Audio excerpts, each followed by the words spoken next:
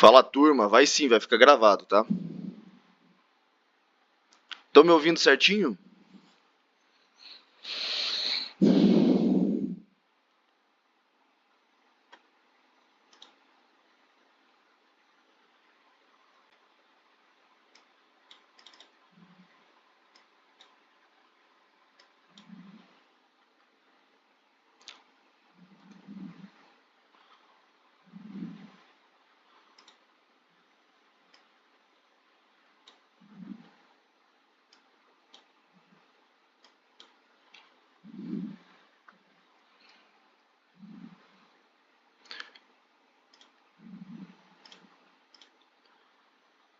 Ouvindo bem, beleza. Esperar exatos um minuto, só para dar a chance aí. Mas não vou me enrolar, conforme comentei. Aniversário da minha irmã, tá?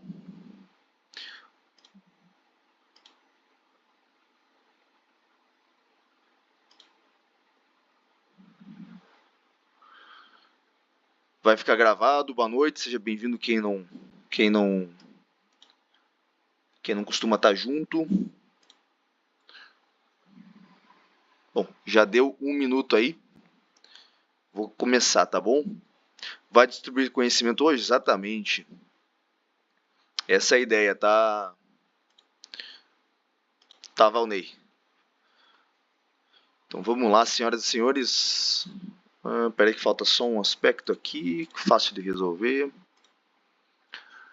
Me confirma uma coisa, trocou aí o slide, por gentileza?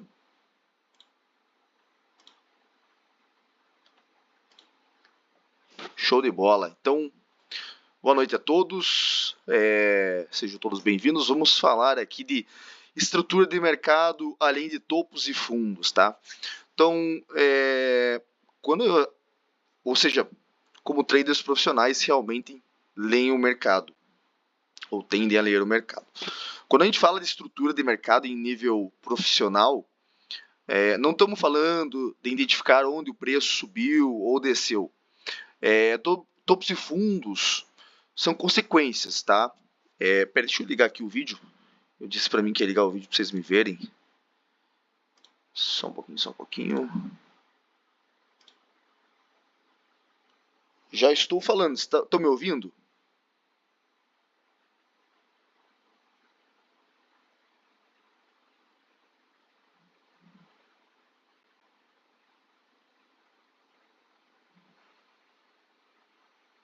Estão me ouvindo? Alô, alô? Está me ouvindo? Alex, já começamos então. Não sei se ele. Às vezes alguma configuração dele. Vamos lá. Não sei como posso ajudar. Ô, louco, até a Alexa se meteu no meio. Então o Alex está acostumado com isso, né? Quando a gente está em encontro aí. Ô, Alex, tem um botãozinho aqui embaixo ali. Deixa eu dar um print aqui, aí você vai achar ali, ó. Tá ali, tá? Então, gente, bom, voltando então. Quando estamos falando de estrutura de mercado em nível profissional, a gente não está falando, não estamos falando de identificar onde o preço subiu ou desceu. Topos e fundos acabam sendo consequências. Estrutura é o processo que gera essas consequências, tá? Porque dois traders podem marcar o mesmo topo, só que só um entende por que aquele topo existe, tá? Então hoje o foco não é onde o preço esteve, mas como ele se comportou para chegar lá. Então estrutura é o estado, vamos dizer assim, estrutura é o estudo da organização do fluxo ao longo do tempo, beleza?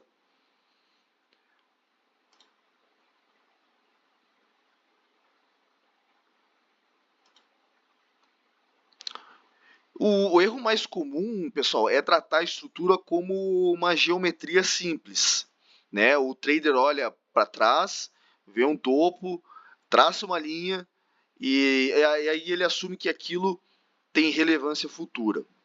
Logicamente, muitos vão ter, porque o mercado americano sempre tem muitas oportunidades E atrás desses topos e fundos temos os tops de comprados e vendidos, mas não é a todo instante, especialmente quando a gente trata de time frames menores, tá?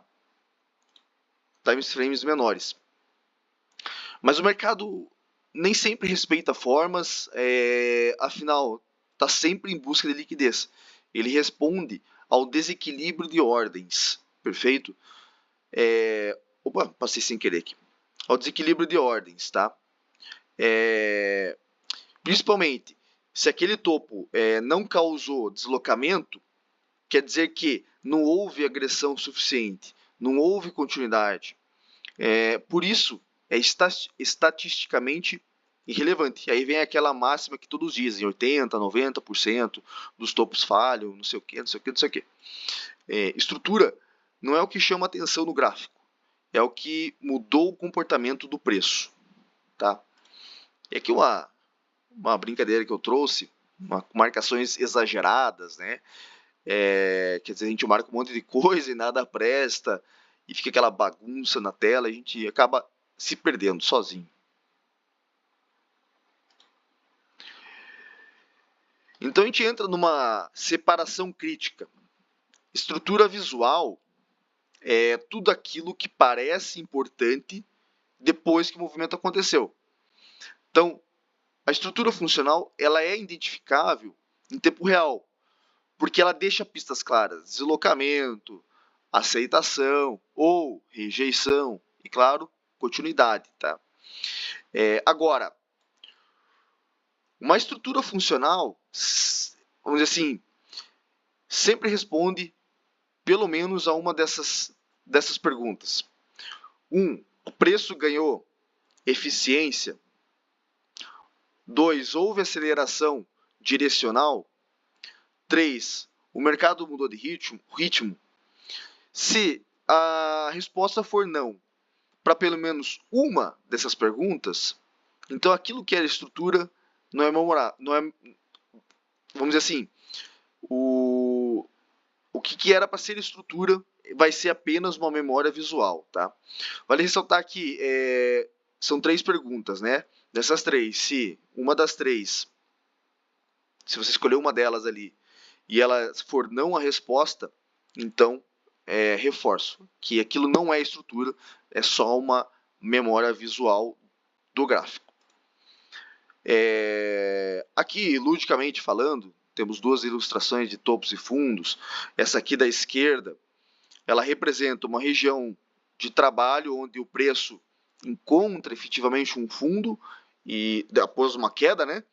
E começa a gerar novos topos, rompendo a estrutura ali, como vocês podem ver. Então, você vê que é uma linha superior de suporte ali e onde o preço acaba rompendo, tá? E para exemplificar melhor também, na imagem da direita, um movimento descendente, ou seja, está caindo com ação forte de vendedores, e o mercado trabalha no rompimento de um fundo significativo, né? Um movimento muito comum. Rompe, volta e segue.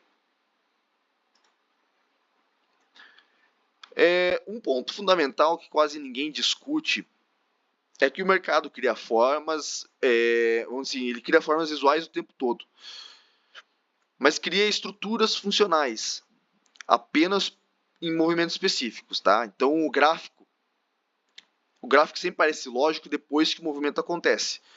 O problema é que estrutura visual só é óbvia em retrospecto, tá? Então a estrutura visual ela é constituída pelo olho humano, basicamente, não pelo mercado. Ela surge quando o operador, o trader, ele olha para trás, conecta pontos que parecem relevantes, mas não causaram decisão real do preço, tá? Então, se você consegue identificar uma estrutura depois que o movimento acabou, aquilo provavelmente não é estrutura operacional. É uma narrativa somente, tá? Então, a estrutura funcional, ela tem que ser detectável durante o movimento. Ou melhor, durante o desenvolvimento do movimento. Não só depois, tá? Depois tudo fica muito fácil. Depois a gente entra naquela história do cisne negro, né? Tudo parece óbvio depois que acontece.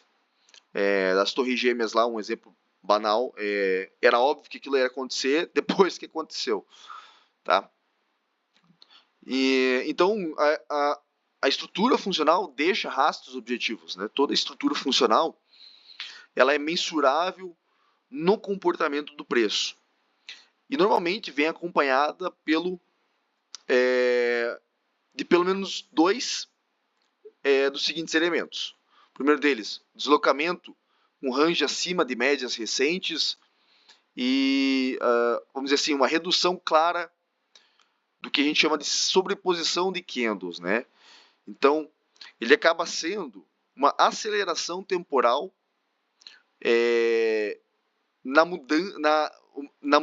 mudança da qualidade das correções. Então, quando esses elementos não aparecem, o mercado não está estruturando, está apenas oscilando, tá? E aqui uma imagem também ilustrativa de um exemplo de fase de impulsão e correção, o que pode confundir. Você vê ali que, num primeiro instante, a gente tem uma impulsão branda, relativamente, branda porque na segunda ela é mais forte, e uma correção que até parece que vai reverter, né? Mas não reverteu, foi uma correção. Depois uma correção mais forte, consequentemente com uma correção mais branda, é o contrário. E uma terceira correção ali. Então a estrutura profissional, ela começa pela distinção clara entre impulso e correção. Impulso é onde o mercado resolve um problema de preço rapidamente, né? Muitas vezes rapidamente. E correção é onde o mercado faz um desses três possíveis aspectos. 1. Reduz risco. 2. Redistribui contratos. 3. Testa a aceitação do movimento, né? Aceitação de que aquilo já andou. E aí o erro clássico aqui é tratar a correção como a reversão. Pode acontecer? Sim, pode acontecer reversão, mas nem sempre. Então, enquanto o mercado não falha em produzir novos deslocamentos, a estrutura permanece válida. A estrutura não muda porque o preço anda para o lado, né? Para o outro lado. Ela muda quando o deslocamento efetivamente falha. E tem nomes para isso, tá? Peraí que o Discord apitou aqui. Eu não estou ouvindo. Puxa, a nossa amiga Eulaila não está ouvindo. Pior que deve ser algo da configuração dela. Então, nem todo rompimento representa uma mudança estrutural, tá? O rompimento funcional ele precisa ter outros três aspectos, outros três novos aspectos. Um deles, a violação clara, né? E quando a gente fala de violação clara, eu gosto muito de exemplificar quando da seguinte forma: esse é o famoso rompimento onde o candle fecha efetivamente acima, não só o pavio, tá? O candle ele tem que fechar para cima, ele tem que ter o seu corpo para cima. 2, a continuidade. E 3, aceitação acima ou abaixo, né, do nível. E quando a gente fala aceitação, novamente, a gente pode entender como um movimento de continuidade após um reteste, tá? Então, quando o preço rompe e retorna rapidamente, isso não é falha de setup, isso é liquidez. O mercado ele rompe, vamos dizer assim, ele usa rompimentos visuais para quê? Para atrair breakouts de traders, né? Aquele que opera somente rompimentos, executar ordens maiores, preencher liquidez pendentes. Então a estrutura verdadeira não depende do rompimento, ela depende do comportamento após o rompimento. Aí começa a fazer diferença. Aqui dois novos exemplos de manipulação, né? Teve algumas manipulações, mas deu continuidade do movimento. Time frame maior de 15 minutos à esquerda e o de 1 minuto à direita. Você vê muito ruído, mas ele deu continuidade se você olhar no 15 minutos, tá?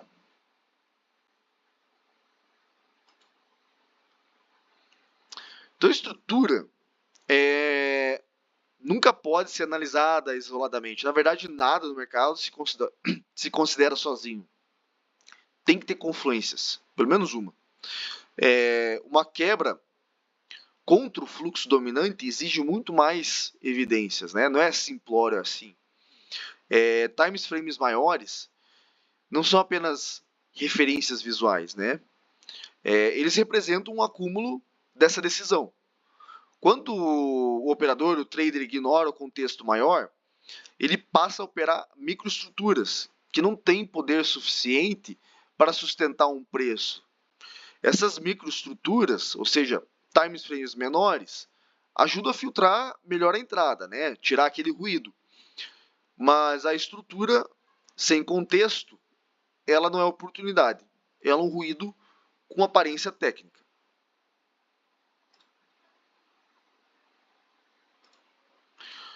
E aí, os erros se repetem porque o trader ele tenta antecipar a estrutura, em vez dele ler a estrutura, acaba tendo uma antecipação emocional. E aí, leitura é processo, tá? Outra questão que pode ser grave é operar o mercado lateral como se fosse direcional. O mercado lateral não tem estrutura clara, né? Ele tem distribuição ou acumulação de liquidez. E nós precisamos operar quando a estrutura oferece alguma vantagem. Até eu me encaixo nisso, né? Antes de qualquer entrada, porque assim, uma estrutura válida, ela precisa responder positivamente a perguntas simples, duras, mas simples, né? Quer dizer, houve deslocamento real, o mercado aceitou preços novos, o movimento resolveu uma ineficiência, que eu venho falando bastante sobre isso ultimamente, existe continuidade lógica. Então, se você precisa se convencer demais sobre essas perguntas, então a estrutura provavelmente não existe. Provavelmente não aconteceu, não se armou. Estrutura clara, ela vai reduzir a necessidade de uma confirmação excessiva. E aí, uma ou duas, quem sabe, dessas perguntas já basta. Então, qual é o viés do time frame superior? Vai para cima, vai para baixo, ou é indefinido? O último impulso foi forte, volume, extensão, convicção. O candle ele é grande o suficiente ou ele é inteiro por si só suficiente, sem muito pavio ou nenhum pavio, né? A correção foi saudável, não violou níveis críticos. Tem confluências de zona, liquidez, ponto de interesse, né? Point of interest, POI, níveis estruturais. O risco retorno é favorável, pelo menos 1 para 1, né? Idealmente aí 1 para 2 ou maior. Quer dizer, menos é mais, né? Então, a estrutura ela não serve para prever topos e fundos. Ela serve para identificar onde o mercado tem capacidade de continuar ou até de falhar. E aí, quando você entende estrutura, o setup acaba sendo até quase secundário, né? Você reconhece vários contextos. No próximo encontro, daqui 2 semanas, eu quero entrar no famoso BOSS, Break of Structure, quebra de estrutura. O outro também chamado de choque, Change of Character, mudança de caráter. Talvez muitos conheçam já, mas quero abordar de uma maneira diferente. E a sua mudança real de contexto. E aí você vai entender por que a maioria confunde ruído com reversão, inclusive eu não estou livre disso, né? Posso me confundir, afinal o mercado é soberano. Estrutura, e podemos concluir que a estrutura ela é a fundação. Sem ela, todo o resto desmorona, tá? E antes da gente encerrar aqui, né? Quero ser bem direto nesses webinários, trazer o que é e o que não é, sem enrolar. Antes da gente encerrar, eu quero deixar aqui, pessoal, oportunidades de cupom de desconto que está ativo de algumas mesas nesse instante. Para quem sabe, eu gosto muito da Alpha Futures, ela vem se mostrando uma belíssima mesa. Ela tem plano sem necessidade de colchão. A única regra deles é a regra de consistência de 40%, que não é difícil. E o drawdown é EOD, quer dizer, você não fica sofrendo ali com o drawdown dinâmico, tá? Quem tiver interesse, cupom ali, entra no site, cupom Leonardo 009302. Eles não permitiram ainda a mudança desse cupom. Também a Ilus está muito interessante, 90% aí nas contas standard, mas eles padronizaram a ativação em $89, todos os tamanhos, tá? E o reset ficou muito bom o valor agora. Reset de conta patrocinada já está mais baixo do que o normal. A partir de $100 aí para $25.000, você já consegue resetar legal. Cupom LH Invest. E aí, para quem gosta, para quem tem Hitmic, também a Earn to Trade tá com 50% em todos os planos para Career Path, eu já explico qual que é a diferença, e 50% para 50 e 100k no Gauntlet Mini, tá? Os outros tipos têm 20%. E o reset deles está muito interessante. O máximo que você vai pagar aí vai ser 85. O cupom LH Invest. Qual que é a diferença do Career Path para o Gauntlet? O Gauntlet você entra numa conta direto não, perdão, você faz o teste, mas você entra na conta direto. E o Career Path, a partir do momento que você solicita o saque total dos valores, eles te dão um plano maior. Quer dizer, por exemplo, você iniciou ali com 25 mil, solicitou todo o valor que tinha ali dentro. Na próxima etapa, você pula para 50 mil. Então você vai evoluindo até chegar em 400 mil. É diferente e interessante, tá? Certo, turma? Era rápido, direto e prático para passar o que é a estrutura de mercado. Esse slide aqui, quem quiser me peça que eu passo. No mais, nos vemos amanhã de manhã. Valeu, senhores. E daqui 2 semanas eu passo aí a data para vocês. Vamos falar sobre quebra de estrutura e mudança de caráter no mercado. Um beijo e um queijo. Hoje não, Sabrina.